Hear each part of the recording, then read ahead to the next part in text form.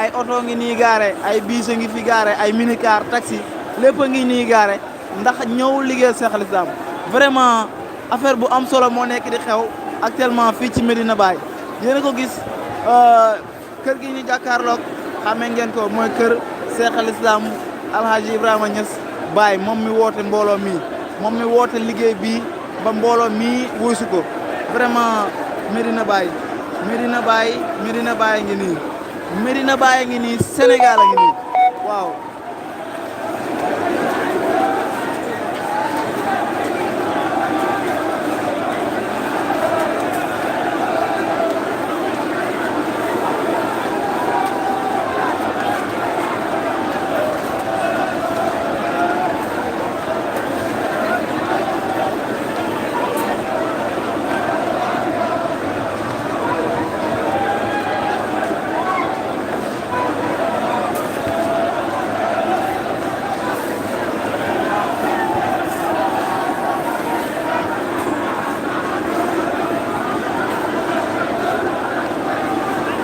comme ni ngeen koy gisee nii xam naa ne question lay doon maanaam béton bi ngeen di gis ak suuf si fan lay jógee man mii question la ci man ndax boo xoolee béton bi ñu jal pour liggéey bi ak suuf bi ñu jaloon pour liggéey bi côté bii la nekkee maanaam ci côté Soror bi nekkee wàllu càmmoñ ci suuf noonu ci côté boo jëmee mbeddu armée fa la ñu jal béton beeg suuf si gars yi déplacé woon nañ suuf si moom ngeen gis noonu jalu suuf boobu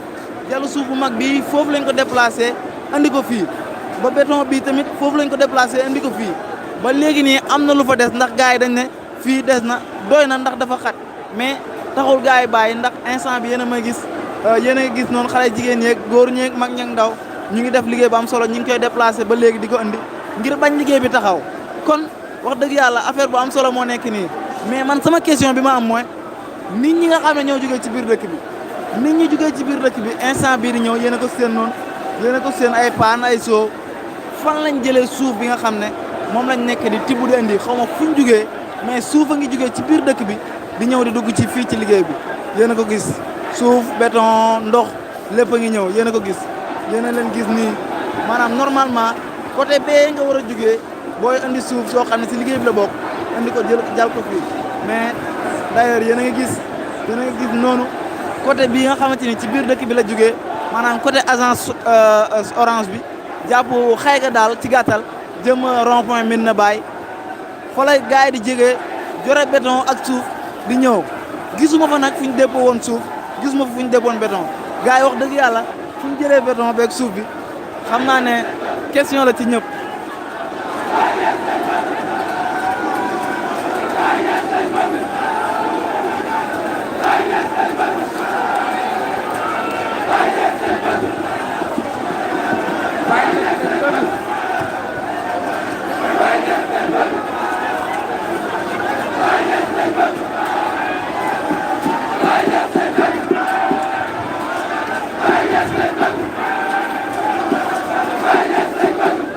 yéen a ko déggandoor Medina Baye ngi nii Sénégal a ngi nii l'islam a ngi nii liimaan a ngi nii ihsaan a ngi nii yéen a ko gisandoor vraiment affaire bu garaaw nekk di xew actuellement fii ci Medina Baye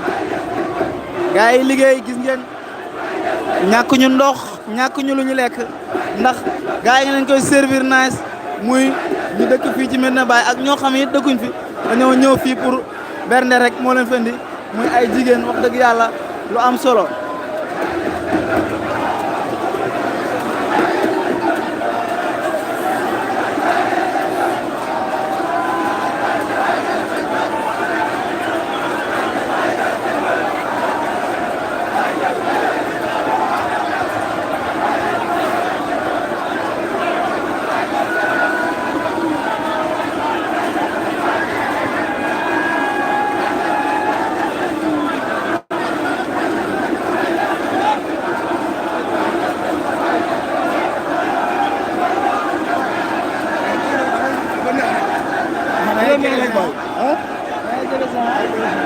Zikar si moo neex ak yow da ngay jege si